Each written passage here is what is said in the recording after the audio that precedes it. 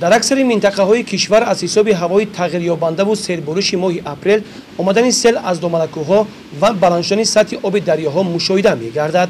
اینجا دهه بطاش است.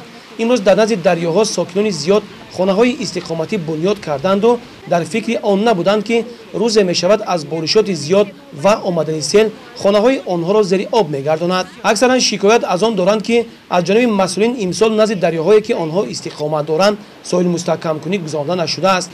باران‌های پی در پی و آمدن سیل الکی 10-12 متر لب دریا را شسته برده و به ساکنان اینجا ضرر جدی تهدید می‌کند. پیشگیری کنند. ما اینقدر مهنت کردیم، خانه ساختیم.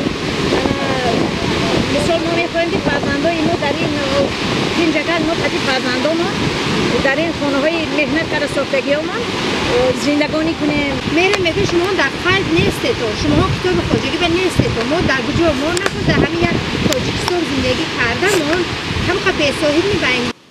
ساکنان دهه شکایت از آن دارند که از جانب کارخانه سنگریزه ناحیه شهرنو از سمت دیگری دریا موضع کلان را برای کار کردن احاطه کرده موج دریا را به سوی خانه‌های آنها روانه کردند.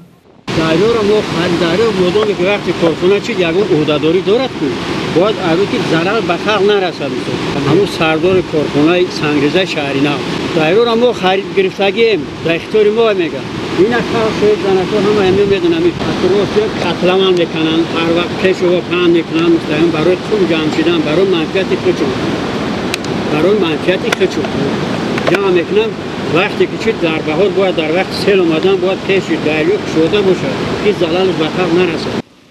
به کارخانه سنگریزه ناحیه شهرنو رفتیم اما مسئولین را برای جواب پاسخ دریافت نکردیم. نمایندگان جماعت دهات قره‌طاق به شکایت ساکنان چنین پاسخ میدهند. روز همین به یکم خیلی تکنیک نمیشه بود. ما دیدیم دو تا تراکتور سامسونگ کالیوس می‌آورد.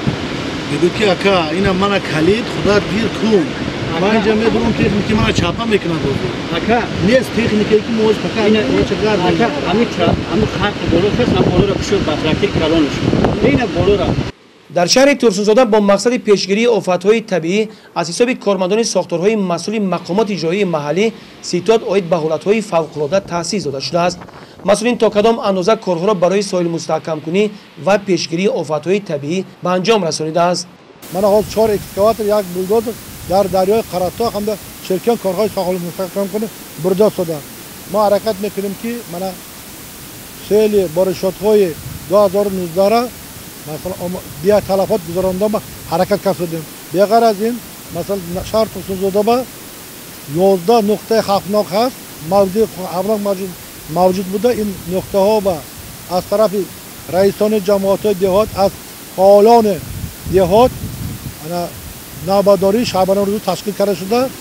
از روی معلومات‌های ستاد عاید به حالت‌های فوق‌العاده در شهر ترسونزاده از باد و هوای سیلبارش یک چند موضع‌ها ضرر گردیده تمام تکنیک‌های پرقدرت و متخصصان در همکاری با اهل جماعتچگی به کارهای ساحل مستحکم کنی دریاهای شیرکند و قره‌طاق و تازه نمودن جوی کانال‌ها سفربر شدند.